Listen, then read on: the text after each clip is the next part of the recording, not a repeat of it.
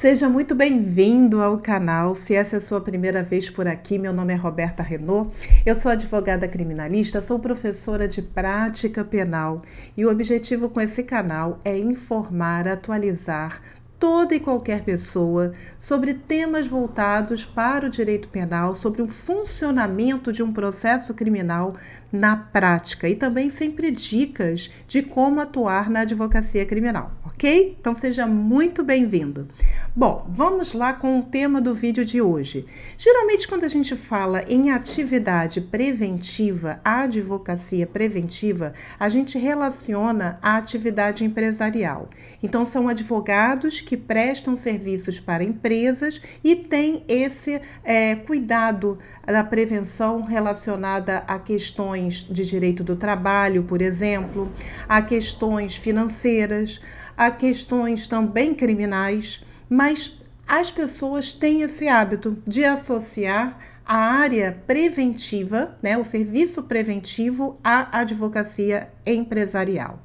Só que, na verdade, a área criminal, ela pode exercer uma atividade preventiva e quando isso realmente é exercido, a vida do seu cliente agradece imensamente. Você pode evitar graves problemas para o seu cliente, evitar demandas desnecessárias, evitar mais sofrimento, porque um processo criminal ele é sempre sofrimento, não só para quem está sendo indiciado criminalmente, que mais tarde venha a ser denunciado, como para a própria vítima, que passa por situações muito constrangedoras, tanto na fase de investigação como na fase processual.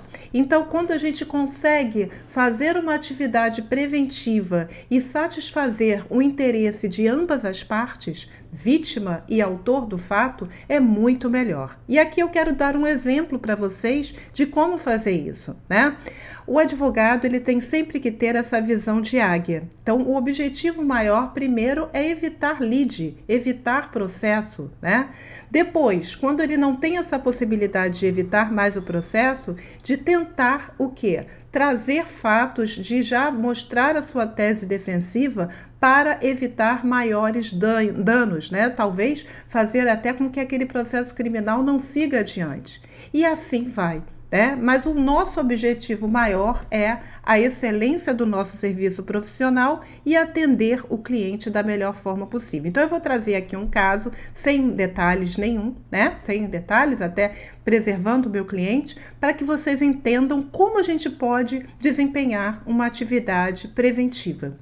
Eu fui procurada por uma família para falar sobre um problema envolvendo um suposto ilícito financeiro, onde as vítimas já estavam cobrando, as supostas vítimas já estavam cobrando, através de mensagens de WhatsApp, esse suposto autor do fato. Então, a família desse suposto autor do fato me procurou para que eu desse um direcionamento para o caso. Então, veja bem, ainda não havia notícia-crime, ou seja, as vítimas ainda não haviam comparecido até a delegacia para comunicar o fato, então não havia inquérito policial, nada. O que eu poderia ter feito se eu fosse um advogado que não estou muito interessada em atingir o melhor para o meu cliente? O advogado acomodado, aquele que fica na zona de conforto. Eu poderia simplesmente ouvir a história desse suposto autor do fato, entender o que aconteceu e dar o meu parecer a respeito do caso. E esperar que essa família realmente, ou as vítimas, fossem até a delegacia e fizessem a comunicação do crime. Isso é o que geralmente acontece. Mas você não. Você é um advogado, se você está me assistindo, é advogado, tem interesse, você é uma pessoa, um profissional que você quer sair da caixa, que você quer realmente fazer a diferença. Então você vai mais além. O que eu fiz? Eu ouvi a versão e aí nesse momento é preciso ter muita paciência para ouvir todos os detalhes, porque só através desses detalhes é que nós conseguiremos filtrar as informações importantes ou não. Então, eu ouvi esse suposto autor do fato, eu ouvi a família do autor do fato, né, toda a dinâmica, e aí tem toda aquela bagagem emocional, o sofrimento deles, porque não tem como falar em processo criminal sem sofrimento, né? E além disso tudo, eu pedi, porque eu soube que essas supostas práticas ilícitas relacionadas a questões financeiras, elas estariam negociadas através de mensagens em WhatsApp, porque foi assim que esse meu cliente entrou em contato com essas supostas vítimas. E esse contato, ele já vinha sendo mantido há uma longa data. Então, o que eu fiz? Eu pedi a esse cliente para que fizesse a impressão de todas as mensagens que ele trocou com essas supostas vítimas durante o período compreendido entre a negociação até os dias atuais. E o que aconteceu? Deu um trabalho enlouquecedor para esse rapaz, para juntar todas essas mensagens, e eu pedi ainda, além disso, eu pedi para que ele me levasse extratos, os extratos dele, tudo que documentasse essas transações.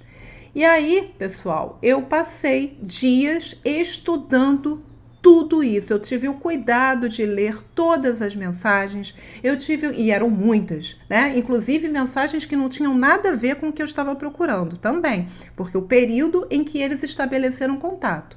E também confrontei, né, com os extratos bancários, ou seja, eu ouvi a versão completa do cliente, de acordo com a família também, eu confrontei essa versão com as questões relacionadas ao contato desse meu cliente com as vítimas, as supostas vítimas, os extratos bancários, e foi assim que eu pude ter uma noção bem mais clara sobre o cenário fático que estava sendo apresentado. E como especialista na área criminal, eu pude perceber em que consistia aquela prática dele. O comportamento do meu cliente, ele se encaixa em algum tipo penal incriminador? Porque às vezes, você só ouvindo a palavra do seu cliente, ele está completamente envolvido emocionalmente, ele esquece de detalhes, isso é normal, né? Então, não é nem que o cliente esteja agindo de má fé, não é isso, mas por estar envolvido, ele não consegue dar a versão completa.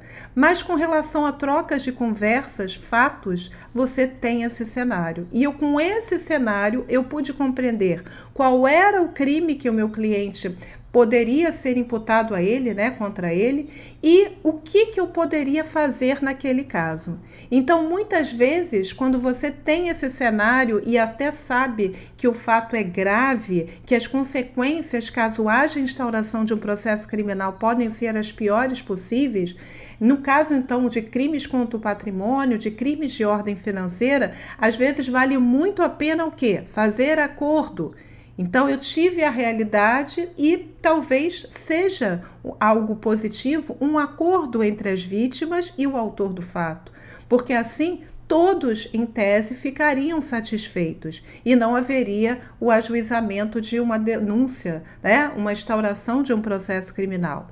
Às vezes, talvez não seja possível o acordo, mas você tendo a visão do tipo penal do crime que o seu cliente responderá, você poderá recorrer a benefícios, medidas despenalizadoras que evitarão que haja a instauração do processo criminal. Às vezes tem benefícios, eu já falei aqui no canal algumas vezes, suspensão condicional do processo, o ANPP, acordo de não persecução penal, dependendo da natureza, né, do crime, se for uma infração de menor potencial ofensivo, cabe uma transação penal. Então tenha em mente que essa atividade preventiva, ela é preponderante. Nem sempre nós temos essa possibilidade, porque às vezes o cliente só nos procura quando o leite derramou, né? Quando já está instaurada a investigação, ou pior, quando já existe processo criminal. Mas quando ele procura, ele antecipa as preocupações dele a você, faça isso. Às vezes é necessário, inclusive, que você contrate algum perito, né? Claro, com autorização do seu cliente, para fazer uma auditoria contábil. Tudo depende do caso. Mas quando você tem essa visão esse cenário real, você sabe exatamente o que fazer, quais as estratégias adotar e qual é o melhor caminho para o seu cliente, aquele que ele correrá menos riscos e que terá menos aborrecimento. Então, eu espero sinceramente que você tenha entendido essa mensagem, porque ela é importante, principalmente para quem quer advogar na área criminal, uma responsabilidade enorme, tá bom? E eu sempre digo aqui que se você quiser falar comigo, entrar em contato através do meu WhatsApp, você pode ver aqui o número pela tela ou você pode entrar no meu cartão virtual. Lá tem todas as informações sobre os meus trabalhos anteriores, nas mídias sociais e tem um link que fica na descrição do vídeo e nos comentários, onde você clicando, você também acessa o meu WhatsApp diretamente, tá bom? Bom, então sejam muito bem-vindos, que essa semana seja maravilhosa para todos e até um próximo vídeo amanhã. Beijo grande, fica com Deus, tchau!